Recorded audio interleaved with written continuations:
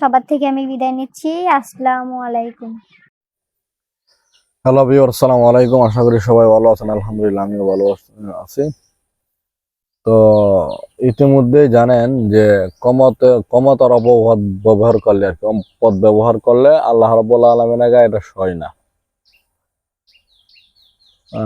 না। ঠিক তেমনি আমাদের বাংলাদেশের একজন জনপ্রিয় কণ্ঠশিল্পী ছিল একসময়, মমতাজ, কিন্তু সবাই চেনেন।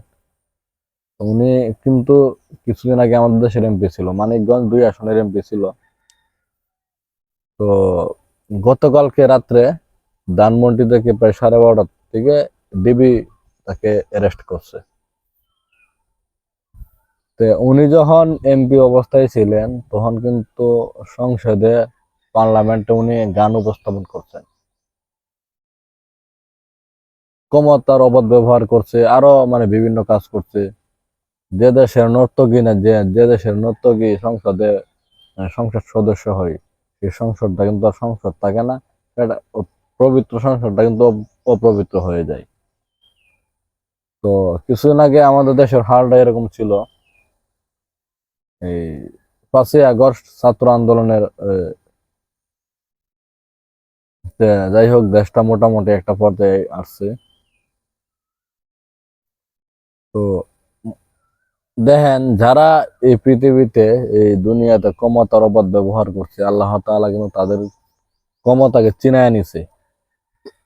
ক্ষমতা কিন্তু সারা জীবন থাকে না। তো আমরা সামনে আগামীতে যারা নেতৃত্ব দিব, আমি তাদেরকে বলতেছি যে আপনারা ক্ষমতা ভাইয়া কেউ ক্ষমতার অপব্যবহার করবেন না। ইসলাম শরীয়ত দেশটাকে সুন্দরভাবে চালাবেন। উমর রাদিয়াল্লাহু আনহু কিন্তু একসময় নেতৃত্ব দিয়েছিলেন। তো উমর রাদিয়াল্লাহু আনহু যেভাবে দেশ রাষ্ট্র পরিচালনা করছে, সেভাবে রাষ্ট্র পরিচালনা করবেন, ঠিক না ভাই?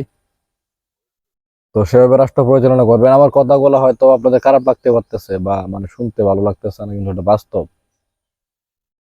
আল্লাহ রাব্বুল আলামিন কোরআনের মধ্যে স্পষ্ট আছে যে, বলছে যে তুমি ক্ষমতা পাইয়া যদি ক্ষমতার অপব্যবহার করো, তাহলে কিন্তু তাহলে কিন্তু এটার জন্য তোমাকে আল্লাহর কাঠগড়ায় জবাবদিহিতা করতে হবে।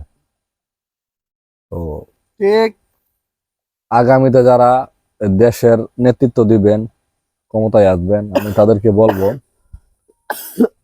যে ইসলাম মাফিক আপনারা দেশ চালাবেন, দেশটাকে গড়বেন, আল্লাহর দিন প্রতিষ্ঠিত করবেন, এবং উমর রাদিয়াল্লাহু আনহু যেভাবে দেশের নেতৃত্ব দিচ্ছেন এভাবে নেতৃত্ব দিবেন। যদি ভিডিওটা ভালো লাগে তাহলে অবশ্যই লাইক, কমেন্ট, শেয়ার করতে ভুলবেন না। সবাই ভালো থাকবেন, সুস্থ থাকবেন। আসসালামু আলাইকুম।